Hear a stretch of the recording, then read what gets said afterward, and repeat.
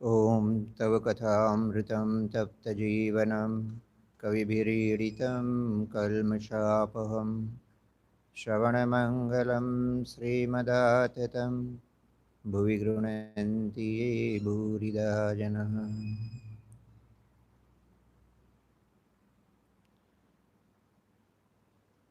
रामकृष्ण वचनामृत चिंतन पिछले 2-3 सप्ताह से हम देख रहे थे।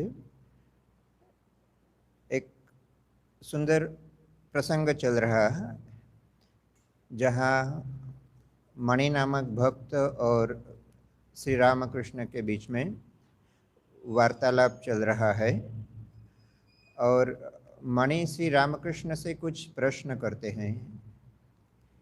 ये प्रश्न सांसारिक दृष्टि से भी महत्वपूर्ण है और आध्यात्मिक दृष्टि से भी।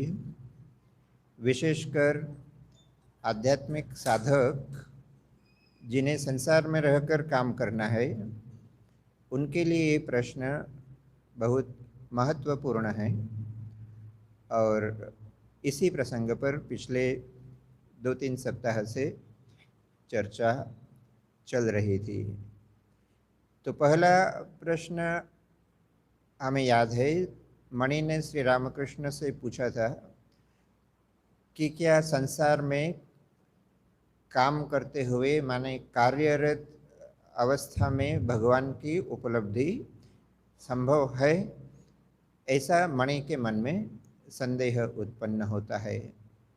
मणि ने कहीं एक हिंदी कहावत सुनी थी, जहाँ राम तहाँ काम नहीं, जहाँ काम नहीं राम, यानी राम और काम का एक साथ रहना असंभव है। अब मणि ने यहाँ काम का अर्थ कार्य से लगाया था, जो हम दैनंदिन कार्य करते हैं उनके साथ राम की उपलब्धि संभव नहीं है। संभवतः मणि के मन में यह शंका थी और श्री रामकृष्ण इस बात का जवाब देते हुए स्पष्ट करते हैं कि सांसारिक कार्य करते हुए भी ईश्वर की उपलब्धि की जा सकती है। इस विषय पर हमने विस्तार में चर्चा की थी, इसलिए और अधिक विस्तार में अभी नहीं जाएंगे। दूसरा प्रश्न मणि ने रखा था कि यदि संसार में कार्य करते हुए ईश्वर की उपलब्धि संभव है तो क्या अधिक धन उपार्जन किया जा सकता है या अधिक धन उपार्जन करने का प्रयत्न किया जा सकता है। अब श्री रामकृष्ण देव का जो त्यागमय चरित्र हम लोगों को पता है, उनकी जिस त्याग की प्रवृत्ति से हम अवगत हैं, उसे देखते हुए तो श्री रामकृष्ण ने यही कहना था कि अधिक धन उपार्जन संभव या उचित नहीं है। परंतु यहाँ भी श्री रामकृष्ण देव बड़ा ही तात्पर्यपूर्ण जवाब देते हैं। वे कहते हैं संसार में रहते हुए, विशेषकर वे गृहस्थ जिन्हें अपने परिवार का पालन पोषण करना है, जो कि समाज का एक महत्वपूर्ण अंग है गृहस्थाश्रम, तो श्री रामकृष्ण देव इनकार नहीं करते। वे कहते हैं कि अधिक धन कमाने के लिए भी प्रयास किया जा सकता है, सिर्फ किया ही नहीं जा सकता, श्री रामकृष्ण देव कहते हैं कि करना भी चाहिए। परंतु साथ में उन्होंने कुछ शर्तें रखी थी। श्री रामकृष्ण देव कहते हैं कि संसार में रहते हुए धन की आवश्यकता है, इससे इनकार नहीं किया जा सकता, परंतु अधिक धन कमाने का जो प्रयास है वह इस बात पर निर्भर करता है कि आपके परिवार की मनोवृत्ति किस प्रकार है। यदि आपके परिवार के सदस्य घोर सांसारिक हैं और सिर्फ भोग वासना के लिए या सांसारिक इच्छाओं की पूर्ति के लिए आपको अधिक धन उपार्जन करने के लिए यदि मजबूर करते हैं, तो श्री रामकृष्ण देव उसकी अनुमति नहीं देते हैं। और इसलिए वे कहते हैं कि अधिक धन कमाने का प्रयास किया जा सकता है, परंतु यदि विद्या का परिवार हो तो विद्या का परिवार से श्री रामकृष्ण देव का तात्पर्य यही था कि भारतीय संदर्भ में, भारतीय संस्कृति में विवाह इत्यादि भी एक प्रकार के संस्कार हैं। जिन 16 संस्कारों की बात हिंदू धर्म में की जाती है उनमें विवाह भी एक संस्कार है। और ये जो सारे संस्कार किए जाते हैं जन्म से लेकर मृत्यु तक, इनमें विवाह संस्कार भी एक ऐसा संस्कार है जो आपकी आध्यात्मिक उन्नति में सहायक होना चाहिए। हमारे यहाँ सिर्फ अपनी वासना चरितार्थ करने के लिए या भोग करने के लिए विवाह की अनुमति नहीं दी जाती। हमारे यहाँ तो यह माना जाता है कि विवाह आवश्यक है, परंतु वह दो लोगों को सम्मिलित रूप से धार्मिक पथ पर आगे बढ़ाने का एक प्रयास मात्र है।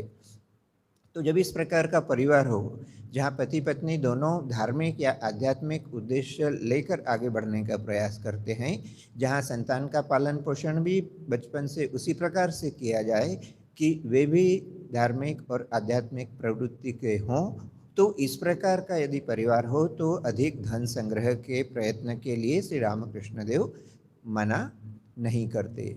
साथ ही साथ वे यह भी स्पष्ट कर देते हैं कि अधिक धन कमाया जा सकता है, परंतु वह असत उपायों से या गलत तरीके से नहीं होना चाहिए।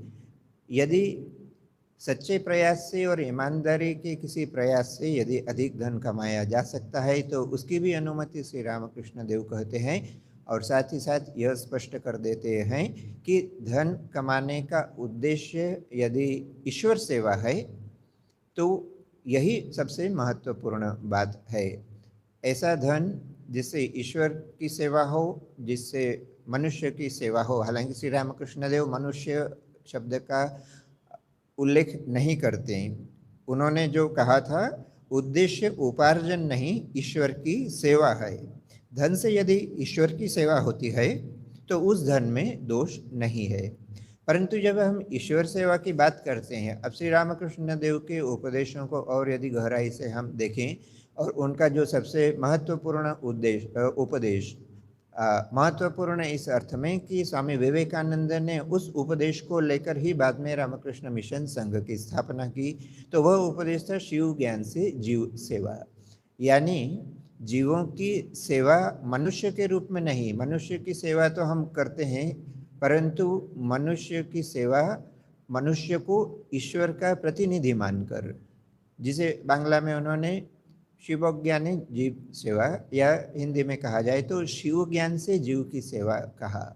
अब शिव ज्ञान से जीव की सेवा करने की बात जब की जा रही है, अर्थात मनुष्य की सेवा भी यदि मनुष्य को ईश्वर का प्रतिनिधि या मनुष्य के अंदर ईश्वर का ही प्रतिबिंब है, इस बात को मानकर यदि की जाए तो इस प्रकार के दीन दुखी किसी भी प्रकार के मनुष्य की सहायता भी एक प्रकार से ईश्वर की ही सेवा है। और इसलिए संसार के ऐसे दीन दुखियों की सेवा के लिए यदि अधिक धन कमाने का प्रयास किया जाए तो वह भी ईश्वर सेवा के अंतर्गत ही परिगणित होगा। और इसलिए श्री रामकृष्ण देव जब कहते हैं कि धन कमाने का उद्देश्य स्वयं का भोग नहीं होना चाहिए, परंतु उससे यदि ईश्वर की सेवा होती है तो इस प्रकार का धन उपार्जन किया जा सकता है। तीसरा प्रश्न जो मणि ने किया था कि परिवार के प्रति कर्तव्य कब तक करना चाहिए, घर वालों के प्रति कर्तव्य कब तक करना चाहिए, इस पर भी पिछली बार हमने चर्चा करते हुए देखा था कि हमारे यहाँ जो 4 आश्रमों की बात की गई है, ब्रह्मचर्य आश्रम, गृहस्थ आश्रम, वानप्रस्थ आश्रम और संन्यास आश्रम, तो जो व्यक्ति ब्रह्मचर्य आश्रम के पश्चात सीधा संन्यास आश्रम में जा सकता है उसकी बात यदि छोड़ दें, हमेशा से ऐसे लोग बहुत कम ही संख्या में रहे हैं, परंतु अधिकतर लोग जिन्हें संसार से होकर गुजरना पड़ता है उनके लिए ब्रह्मचर्य आश्रम के पश्चात गृहस्थ आश्रम की कल्पना की गई थी। परंतु इसका अर्थ यह नहीं कि गृहस्थ आश्रम में प्रवेश करने से उनका आध्यात्मिक पथ अवरुद्ध हो जाएगा। उद्देश्य हमारे यहाँ यही था कि आप गृहस्थ आश्रम से भी जब आप निवृत्त हो तो फिर आप वानप्रस्थ आश्रम में प्रवेश करें। वानप्रस्थ आश्रम यानी अब आपकी संतान यदि इस योग्य हो गई हो कि वह सांसारिक कार्यों का निर्वाह कर सके तो फिर मनुष्य को धीरे धीरे संसार से निवृत्त होना चाहिए और वानप्रस्थ आश्रम में कुछ समय बिताने के पश्चात अंतिम रूप से तो मनुष्य को संन्यास आश्रम का ही अवलंबन करना चाहिए। वर्तमान समय में संन्यास आश्रम और वानप्रस्थ आश्रम लगभग गायब ही हो चुके हैं। अब मनुष्य का प्रयत्न यह होता है कि वह सेवानिवृत्त होने के बाद भी जब तक जिंदा है तब तक किसी न किसी रूप से धन कमाने का प्रयास करता ही रहता है। भले धन की आवश्यकता नहीं हो, परंतु फिर भी वह अपने आप को व्यस्त रखने के लिए भी या और किसी भी अपनी इच्छाओं की पूर्ति के लिए कहा जाए या किसी भी रूप में धन कमाने का प्रयास करता है, यानी वही कार्य करता है जो उससे गृहस्थ आश्रम में अपेक्षित था। धीरे धीरे संसार से निवृत्त होने की वह जो मनोवृत्ति थी वह चली जा रही है, और उस पर अधिक विस्तार से बाद में कभी चर्चा की जा सकती है। परंतु श्री रामकृष्ण देव यहाँ जो कहते हैं कि एक समय के पश्चात मनुष्य को अपने बच्चों के प्रति भी कर्तव्य, जहाँ तक उन्हें पढ़ाना लिखाना है, पैरों पर खड़ा करना है, उसके बाद छोड़ देना चाहिए। श्री रामकृष्ण देव सुंदर उदाहरण देते हैं कि चिड़िया या पक्षी भी अपने बच्चों को तभी तक खिलाते हैं जब तक कि वह उड़ने लायक न हो जाए।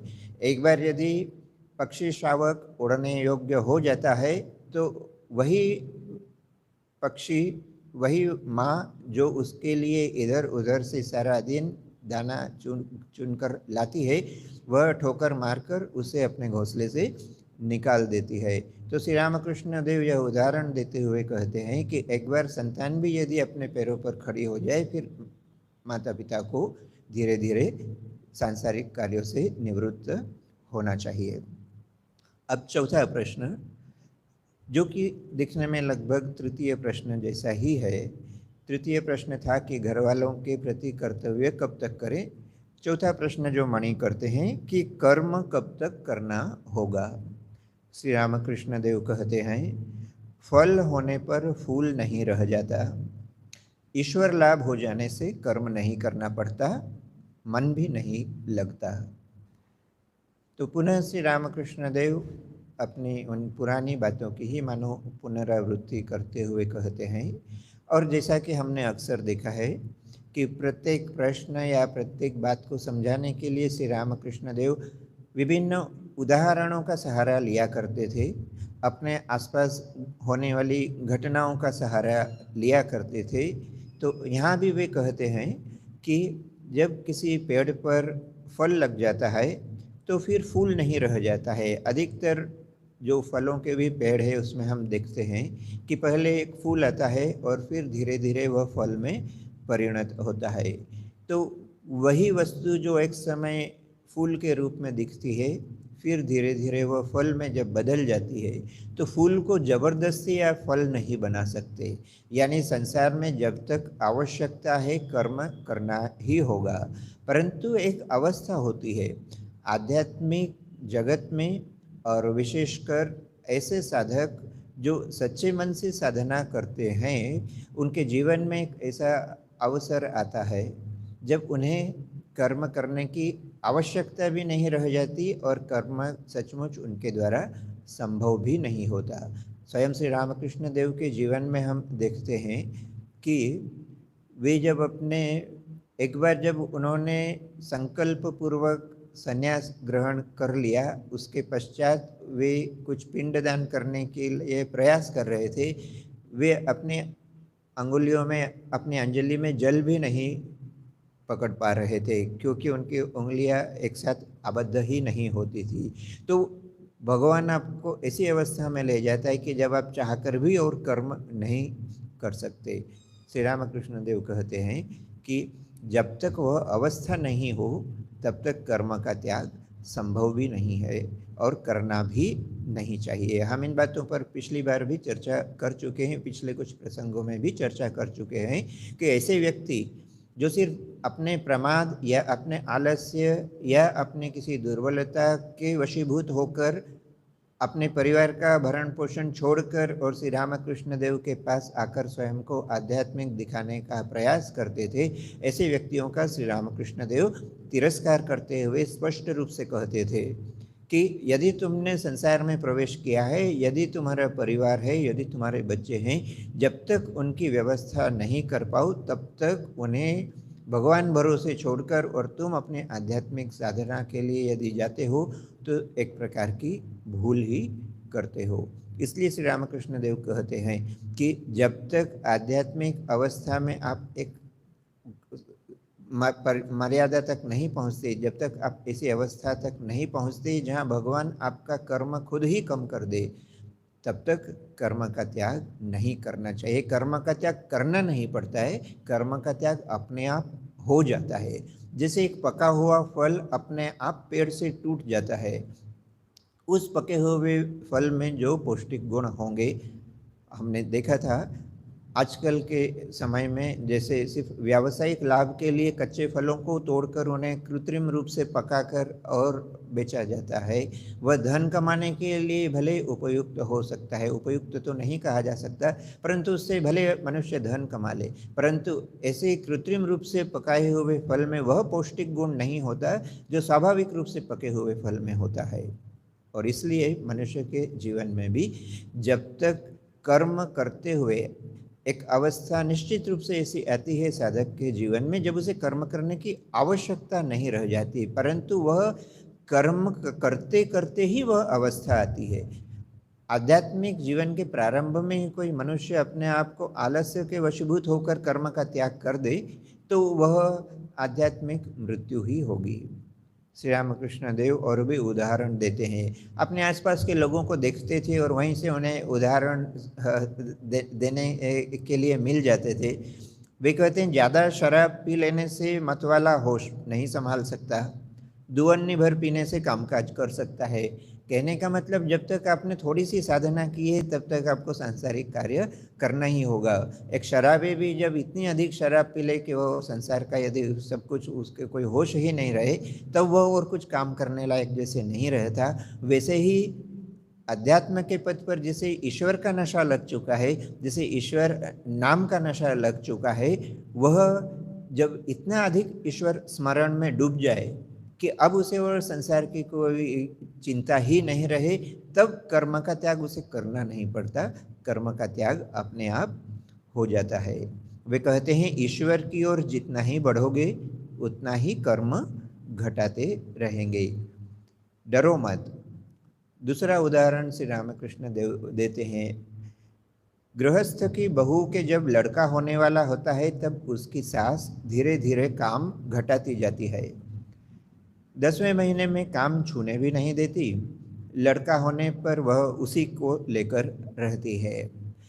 अब जैसा कि होता है कि कोई महिला जब प्रसव अवस्था से गुजरती है तो जितना उसका प्रसव काल नज़दीक आता है, सांसारिक कार्य उसके धीरे धीरे कम होते जाते हैं, और जब बच्चा हो जाता है तब तो कुछ समय तक वो सिर्फ बच्चे को लेकर ही व्यस्त रहती है, दूसरे घर के काम नहीं करना पड़ते हैं। श्री रामकृष्ण देव कहते हैं, ठीक उसी प्रकार से जब आपके मन में ईश्वर के प्रति इतना दृढ़ भाव जन्म ग्रहण कर लेता है कि ईश्वर को छोड़कर आप और कुछ भी नहीं समझते, दूसरी कोई भी चिंता आपके मन में नहीं हो, तब तक कर्म करने की आवश्यकता है।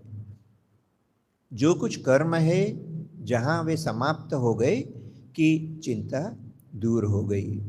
और एक उदाहरण देते हुए कहते हैं, गृहिणी घर का सारा कामकाज समाप्त करके जब कहीं बाहर निकलती है तब जल्दी नहीं लौटती, बुलाने पर भी नहीं आती।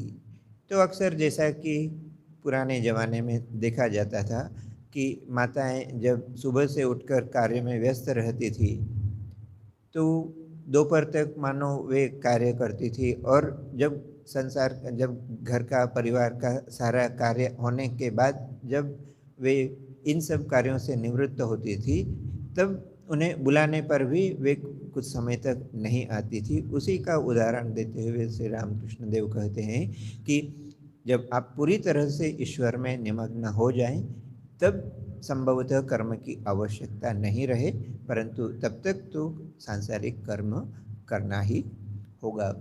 इन विषयों पर चूँकि हम पहले भी चर्चा कर चुके हैं इसलिए और अधिक विस्तार में नहीं जाते हैं, थोड़ा अगला पाठ करते हैं। मणि का अगला प्रश्न था, अच्छा ईश्वर लाभ के क्या माने हैं, ईश्वर दर्शन किसे कहते हैं और किस तरह होते हैं?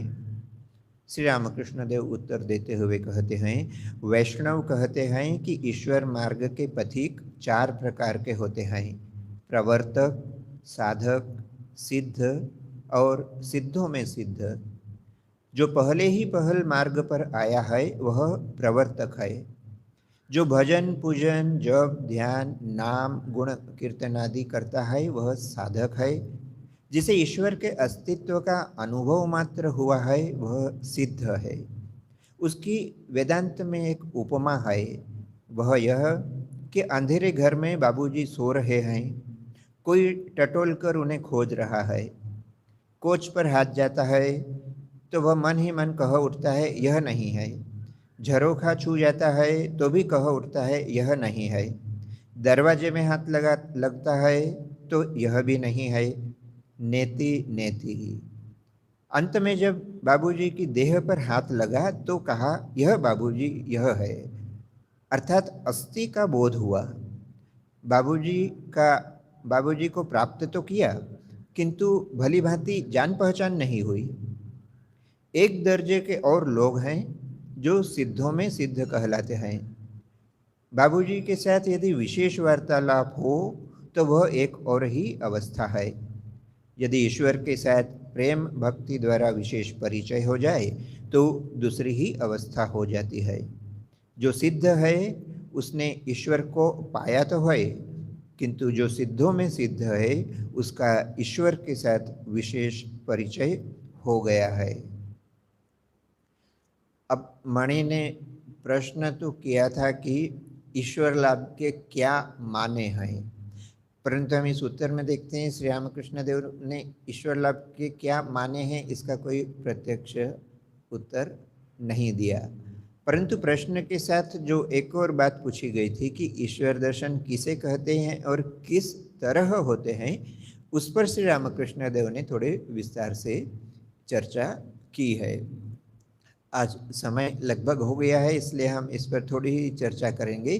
श्री रामकृष्ण देव यहाँ 4 प्रकार के साधकों की बात करते हैं। साधक 4 प्रकार के नहीं है परंतु साधक की 4 अवस्थाओं की बात करते हैं। एक ही व्यक्ति जो साधक है उसकी 4 अवस्थाओं की बात श्री रामकृष्ण देव कहते हैं कि ईश्वर के पथ पर या ईश्वर अनुसंधान के लिए जब कोई निकलता है तो उसे 4 अवस्थाओं से गुजरना पड़ता है, जिसे वैष्णव मत में कहा गया है प्रवर्तक, साधक, सिद्ध और सिद्धों का सिद्ध।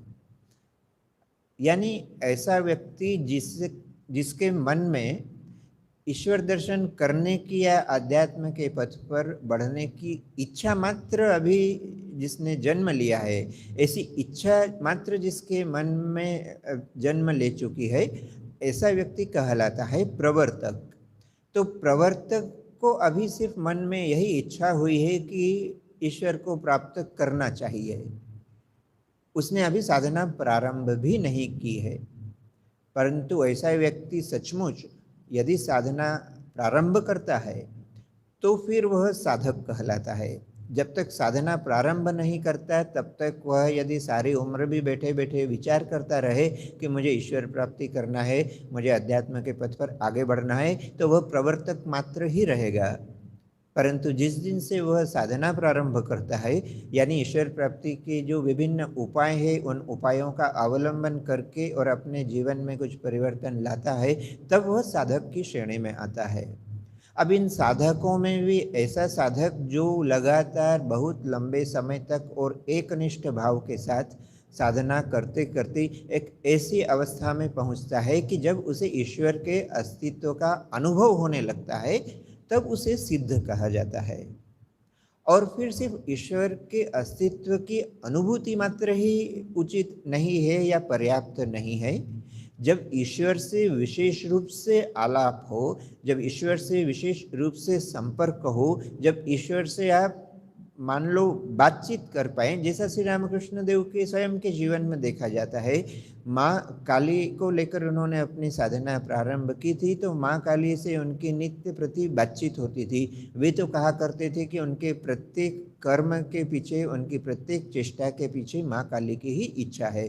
जब तक माँ की आज्ञा नहीं हो तब तक वे कोई भी कार्य नहीं करते थे। तो अपने स्वयं के जीवन के माध्यम से उन्होंने दिखाया कि सिर्फ ईश्वर की अनुभूति ही पर्याप्त नहीं है, ईश्वर से विशेष रूप से संपर्क स्थापित कर ईश्वर का दर्शन किया जा सकता है। जैसा कि श्री रामकृष्ण देव के जीवन में देखते हैं कि जब स्वामी विवेकानंद उनके पास प्रथम बार जाते हैं, यानी तब तो स्वामी विवेकानंद नहीं थे, नरेंद्र नाथ नामक एक युवक के रूप में जब वे श्री रामकृष्ण देव के समीप जाकर यह प्रश्न करते हैं कि क्या आपने ईश्वर को देखा है, तो श्री रामकृष्ण देव का वह ऐतिहासिक उत्तर जिसमें वे कहते हैं कि हाँ, मैंने ईश्वर को देखा है और जितना मैं तुम्हें देख रहा हूं उससे भी स्पष्ट देखा है। अब देखिए, बिना साधना के ये बात समझना मुश्किल है। एक व्यक्ति हमारे सामने खड़ा है, हम उससे बात कर रहे हैं और हम उसे कहें कि तुम जो मेरे सामने खड़े हो और तुमसे मैं बात कर रहा हूं, इससे भी स्पष्ट रूप से मैं ईश्वर को देख सकता हूं। इससे स्पष्ट और क्या हो सकता है?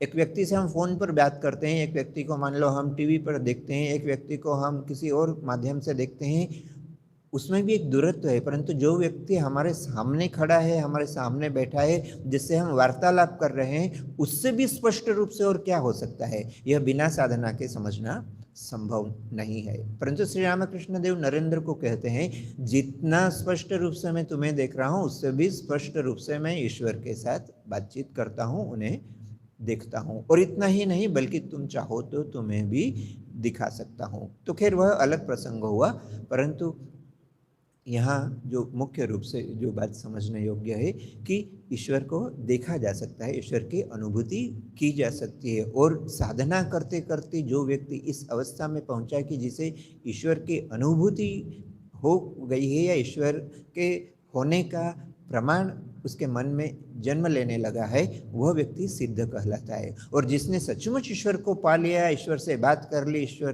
के अनुसार जिसका एक एक कार्य होने लगा, वह सिद्धों में सिद्ध कहलाता है। एक व्यक्ति मानो पर्वतारोहण के लिए जाता है, कोई एवरेस्ट पर विजय प्राप्त करने की इच्छा किसी के यदि मन में आ जाए, तो यहाँ घर बैठे बैठे, अपने घरों में बैठे बैठे एवरेस्ट फतह करने वाले हजारों करोड़ों लोग हो सकते हैं, परंतु ऐसे लोग मानो प्रवर्तक मात्र हैं। परंतु जिस दिन सचमुच वह एवरेस्ट की तरफ यदि कोई चलना प्रारंभ कर दे, तो वह साधक की अवस्था कहलाती है। परंतु अपने घरों से निकलकर कोई किसी शहर में है, कोई कलकत्ता में है, कोई मुंबई में है, कोई चेन्नई में है, या कोई अमेरिका में है, अफ्रीका में है, अपने घर से निकलकर यदि एवरेस्ट की तरफ यदि कोई चलने लगे, तो वह उसकी साधना होगी।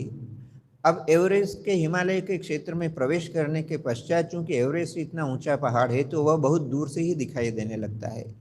तो यह मानो सिद्ध की अवस्था हुई, जब जिस गंतव्य तक हमें जाना है वह हमें दिखने तो लगा है, पर अभी भी हम उससे काफ़ी दूर है। तो यह जो तीसरी अवस्था की चलते चलते हम ऐसे क्षेत्र में पहुंच गए जहां से एवरेस्ट का दर्शन तो हो ही रहा है, वह हुई सिद्ध अवस्था। परंतु सिद्ध अवस्था भी अंतिम अवस्था नहीं है। अंतिम अवस्था वही है जब हम एवरेस्ट तक पहुंच पाए, शिखर तक पहुंच पाए।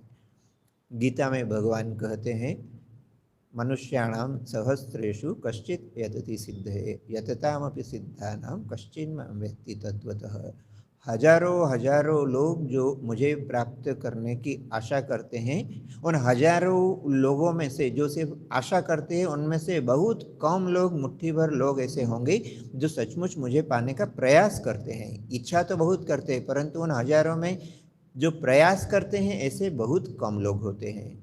और वे बहुत कम लोग जो प्रयास करते हैं, उनमें से भी बहुत कम ऐसे लोग होते हैं जो सचमुच मुझे पा सकते हैं। तो इसलिए ईश्वर दर्शन की बात जब मणि रखते हैं, तो श्री रामकृष्ण देव कहते हैं कि इन 4 अवस्थाओं से आपको गुजर कर जाना है।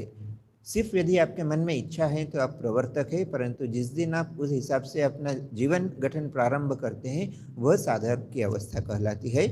साधना जब लंबे समय तक चलती है तो मनुष्य सिद्ध अवस्था में पहुंचता है, जब उसे एहसास होने लगता है कि ईश्वर सचमुच हैं। परंतु उससे भी बड़ी बात कि जब व्यक्तिगत रूप से ईश्वर दर्शन हो, ईश्वर के अनुभूति हो, तब तक हमारी आध्यात्मिक यात्रा समाप्त नहीं होती है। तो वह चतुर्थ अवस्था है जिसे श्री रामकृष्ण देव या वैष्णव धर्म में जिसे सिद्धों का सिद्ध कहा गया है। इस प्रसंग पर हम आगे चर्चा जारी रखेंगे। आज इतना ही। ॐ निरञ्जनं नित्यमनन्तरूपं भक्तानुकम्पाधृतविग्रहं वै ईशावतारं परमेशमेड्यं तं रामकृष्णं शिरसा नमामि। ॐ शान्ति शान्ति शान्तिः। हरिः ॐ तत्सत्। श्रीरामकृष्णार्पणमस्तु।